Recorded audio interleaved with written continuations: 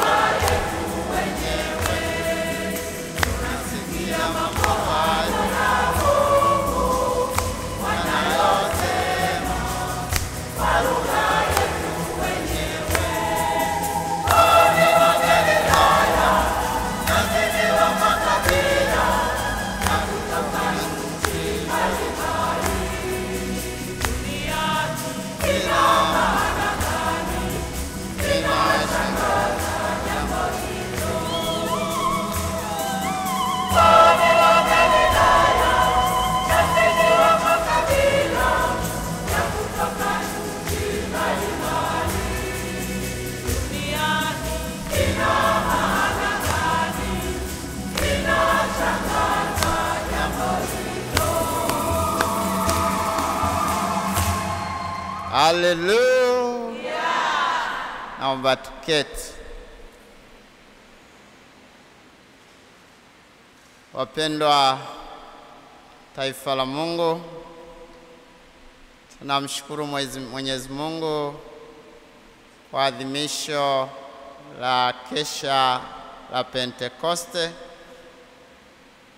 Tunamshukuru Baba Askofu Mkuu Mwashamu sana Yuda Tadeus Ruwaichi kwa kutuongoza katika adhimisho hili.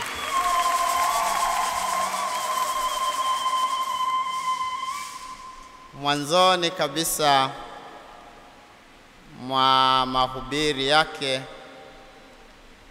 Baba Askofu Mkuu ameonyesha ukubwa, upana na uzito wa adhimisho la kesha la Pentekoste, akiitaja adhimisho la kesha la Pasaka,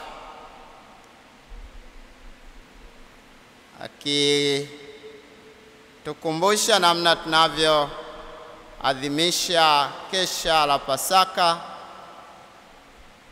kwa wingi wa masomo ama maandiko matakatifu, na adhimisho hili la kesha la Pentekoste.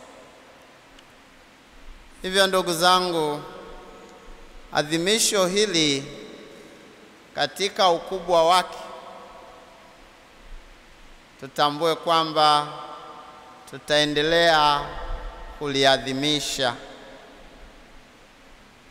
Na hivi ni matumaini yetu basi popote duniani na kwa namna pekee katika parokia zetu za jimbo kuu la Dar es Salaam, na sisi wenyewe tutaona ulazima.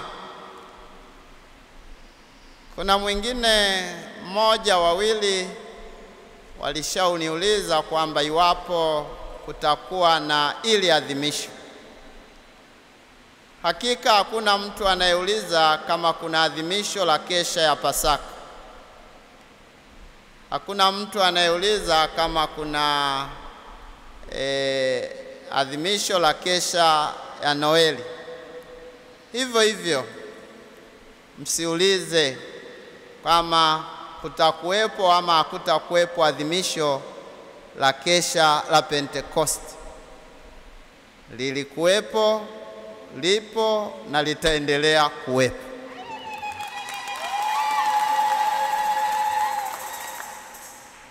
Wakati wa maadhimisho haya Pentekoste, kwa namna pekee sana tunaombea utume wa walei popote duniani. Nasi katika jimbo letu kuu la Dar es Salaam tunaombea utume wa walei. Tunaombea viongozi wa walei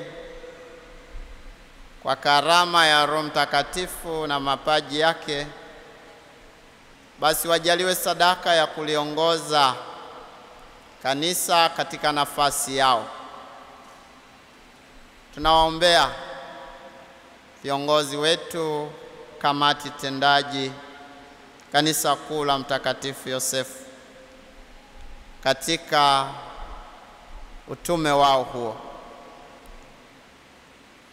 Kuna wakati fulani walikuwa wakisikika, labda Mama Ikongo angekuwa anaandaa hotuba ili mahala baada ya masomo aweze kutuambia kitu. Lakini basi mwenyekiti kamati tendaji halmashauri ya walei kanisa kuu, kadiri Roho Mtakatifu atakavyokuongoza, basi useme nasi neno, na baada ya hapo tutakuomba Baba Askofu Mkuu utupatie neno na kuhitimisha. Karibu mwenyekiti.